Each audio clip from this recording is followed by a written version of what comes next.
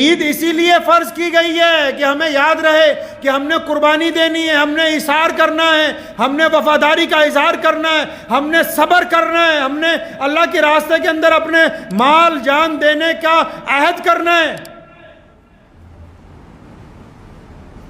لوگ جانور کی قربانی دینے کے لیے تیار ہیں، اپنی جھوٹی انا کی، اپنی غیر ضروری غیرت جو بنا رکھی ہے لوگوں کے درمیان، اس کی قربانی دینے کے لیے تیار نہیں ہے۔ قربانی یہ تھوڑی کہ آپ قیمتی جانور خریدیں، سارے محلے کو بتاتے پھریں۔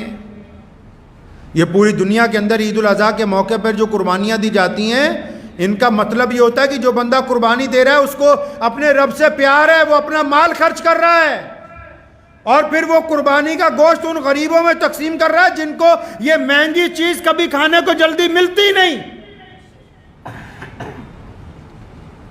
عید الاضحیٰ کا مطلب کہ ہم اپنے دل کے اندر اس جذبے کو دہرائیں کہ الہ العالمین آپ نے جن لوگوں سے، جن چیزوں سے ہمیں رکنے کا حکم دیا ہم رک جائیں گے، جن کاموں کا شریعت میں حلال طریقے سے کمانے کا حکم دیا ان کو کریں گے، جن نے جوڑنے کا حکم دیا ان کو جوڑیں گے، کرواہٹ دور کرنے کا حکم دیا ان سے کرواہٹ کو دور کریں گے۔ جہاں ہماری میں نے ہمارے خاندان کا بیڑا غرق کیا، ہم عید کے دن اپنی میں کو قربان کر کے ہم بن کے ایک دوسرے کے گلے مل جائیں گے۔ یہ اس عید کا فلسفہ ہے، اس عید کا مقصد ہے۔ یہ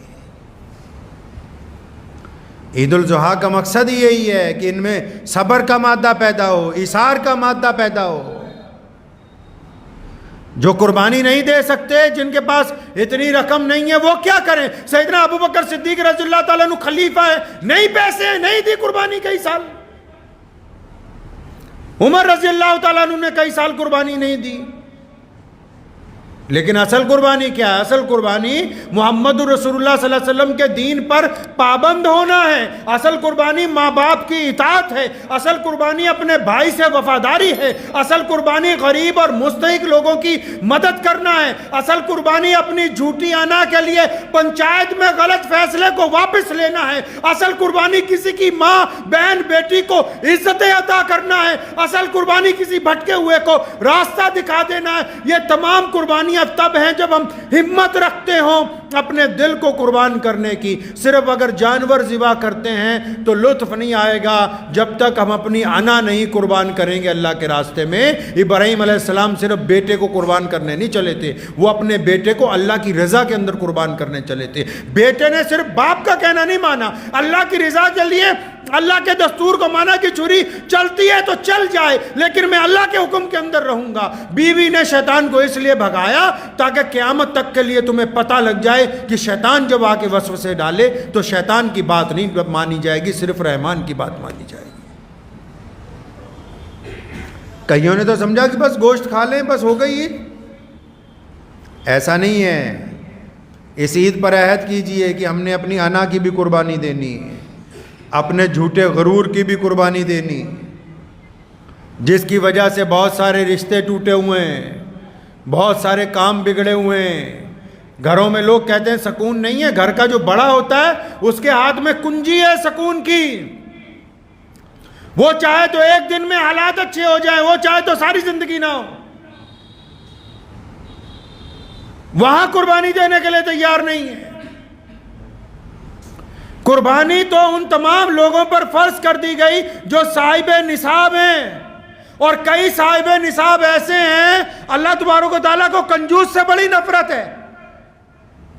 آپ کو پتا ہے کہ کوئی کنجوس 5 ٹائم نماز پڑھتا ہو، روزے رکھتا ہو، حج کرتا ہو، زکوٰۃ دیتا ہو،